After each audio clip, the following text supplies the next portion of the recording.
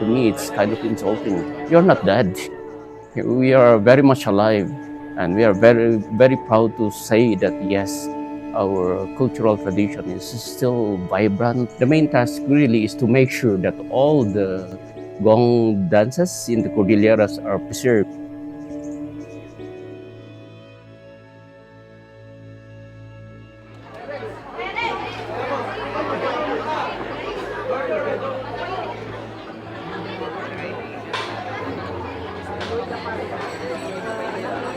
Because now, especially with the popularization of street dancing festivals, of course, Baguio started with that, with the Panagbenga, right?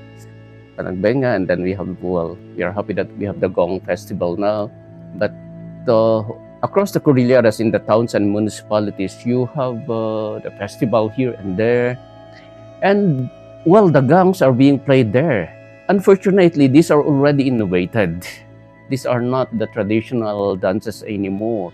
Precisely because of the format of street dancing yung format, yung structure ng traditional gong dances natin, that's basically just circular, contained in a small space. My fear is that eventually, people, especially the young ones, would be more attuned to what they see on the street dancing rather than the actual or the traditional way that we had been playing it in the villages.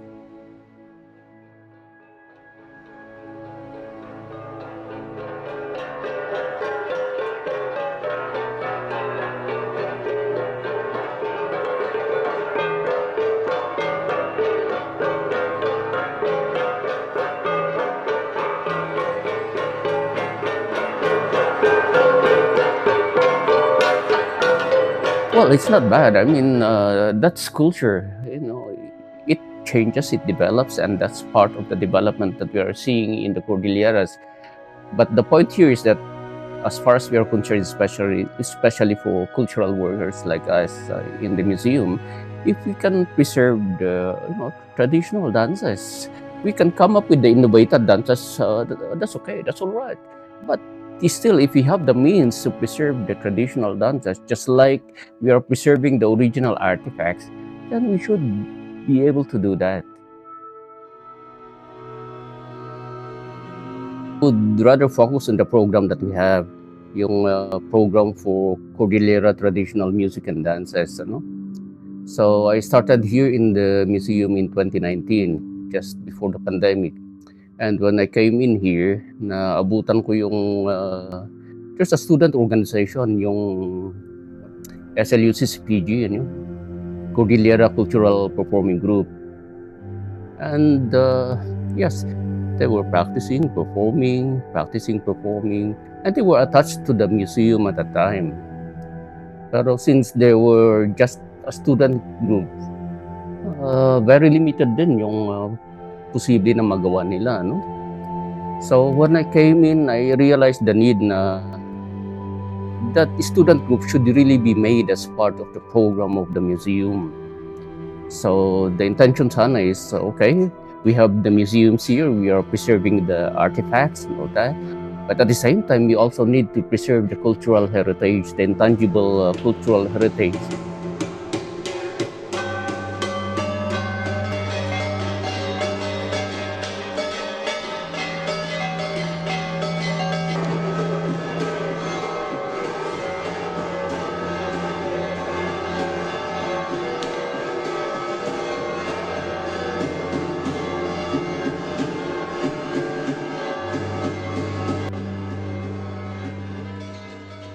I felt the need to have that formalized as a program.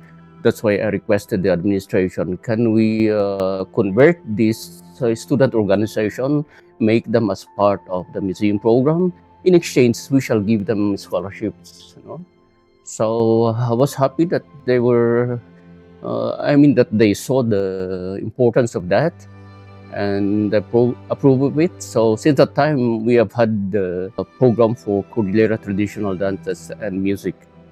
And the reason why we had to change the name was the fact that it used to be just Cultural Performing Group. But the intention is not just to have a performing group, but the intention is to complement the artifacts that we have here. So we have the preservation of artifacts. At the same time, we have the preservation of intangible heritage, the gong dances, especially chants and all that. So that's the main purpose. It's mainly for preservation rather than performance, to get the skills and then be able to preserve that, and then so we can what teach people who might want to learn the dances.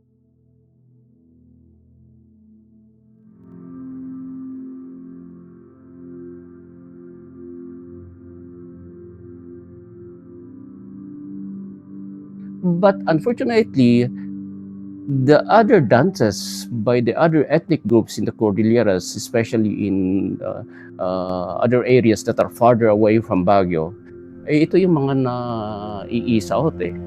Not because people are really intending to do it, pero by natural consequence kasi ito ang alam namin eh, ito yung tugtugin namin, that kind of thing.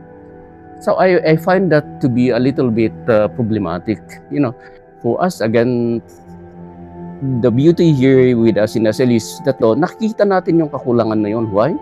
Ang kakulangan na yun is the fact that yun na nga, yung uneven representation of the dances. So there are some other dances that are not kind of promoted and not even known.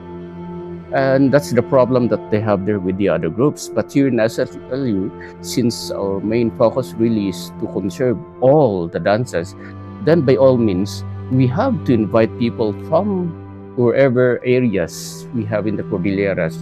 So we have invited the elders coming from Apayao, of all places kasi Apayao is, we don't have many Apayao students here in SLU and also in Baguio, no? So yung sayaw ng Apayao is rarely known and seen. And unfortunately, of all the dances in the Cordilleras, very unique yung mga dances ng Apayao, because that's the only tradition where you have women as gong players. Across all the other provinces and ethnic groups, it's the men who always play the gongs. Doon, it's the women. So you see yung cultural impact niya sa atin, and that's what we wanted to really bring out here. If we can try to get the expertise from all these ethnic groups, so that we will be the ones to transfer the skills to those who are interested. And the good thing is that the ones who are coming to us are not just from the Cordilleras, but also from the other regions. And again, I had to point out the importance of that, because currently, people in the Philippines, including the Cordillerans, think that the gongs are just original to the Cordillerans. No, flatly no. I mean, when these first Spaniards, Spanish chroniclers came over in contact with the Visayans, they already noted that they were playing gongs. Which means to say that during pre-colonial times, gong playings, gong dancing, the flat gongs, would have been widespread across the country. Not just in the Philippines, but all over the Asian countries. But because of the length of time that the Spaniards have colonized us, the ones in the lowlands had gotten lost. Because could you imagine? Ano palang sinasayaw nila kung wala silang sayaw nung kan? Could you imagine a people without any dance at all? That would not have been possible. Ibig sabihin, they had their own dances, including Pangasinan, at saka Tagalog, at saka, all these ones would have had their own gong dances. But it was understandable that due to the length of time, and because of the association of the gongs with native ritual and religion, then you now understand why they got wiped out when people got to be converted into Christianity. Okay? That's why we had to remind ourselves, and I tell this to people who are coming to join us, even if they're not Cordillerans. Even if you're not from the Cordilleras, the fact is you can claim the gong dances as your own tradition too, because that's a shared pre-colonial tradition that we have all over the Philippines. Culturally, we are still alive. I mean, our traditional culture, pre-colonial culture is still vibrant. we have not totally lost everything. Apparently, sa lowlands, it might look like, hey, parang nawala na, we have lost it. But no, we still have it here. So you come over to the Cordillera, then they can learn that. And I have to say that that's a very important move on our part. The gongs, you see the dances, and they have never been wiped out. They have never been set aside continuously up until now. They are still alive. What to remind us that we are still okay culturally. So for those in the lowlands, we invite them to revisit what they have probably lost and reclaim it, and we, therefore we can share this shared tradition that we have. And for that, we have to thank our ancestors here in the Cordilleras.